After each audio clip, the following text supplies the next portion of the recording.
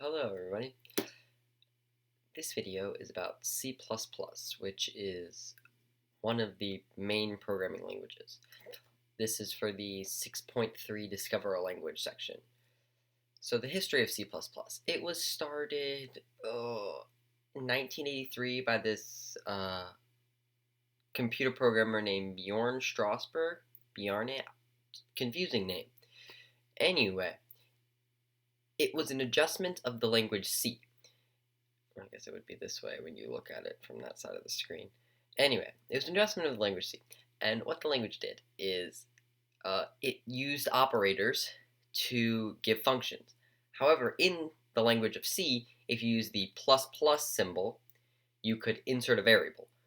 And this guy, this programmer who developed C++, put the ++ variables into all of the functions in order to reroute the entire language. And it was renamed later as C++ as a result. So the scientists who would use C++ are mainly software developers and application providers. This is because most of the processing of C++, because of the speed and the power, make it super useful for applications today in order to provide the best possible systems, obviously. Two programs that use this.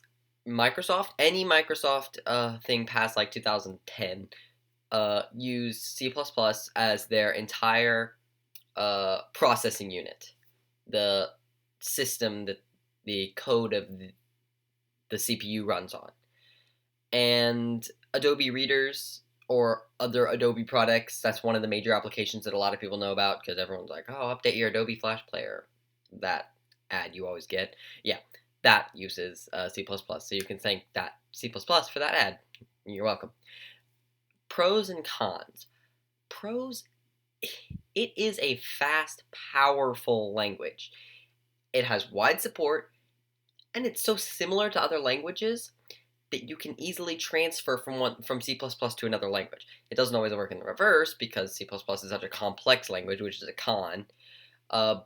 And it has small library functions. This is a pro because it has less possibility for error. However, because there's less possibility for error, one of the cons is that it's unsafe. It can get hacked easily or it can get destroyed. C++ is also one of those languages that if you make a minor mistake, you have to pay for it later on and you don't know where you messed up because there's like 47 lines of code you've just done and only one of them is not working. It's annoying that way. I've coded in C++ sometimes. The other issues with that is there's just a lack of operators and a lack of data types.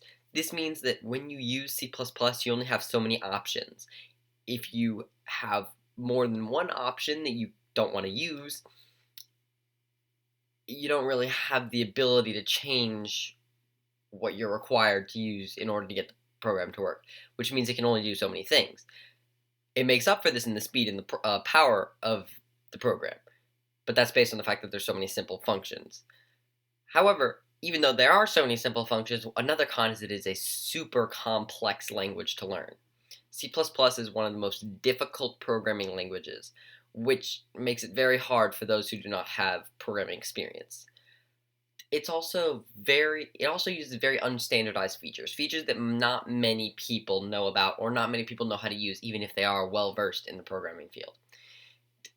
In reality, it could be a really good language if it just got updated a little more simple to use, better for people to understand.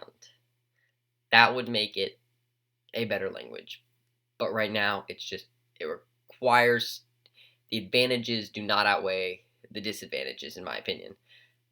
And I feel like it's better to use a simpler language like C.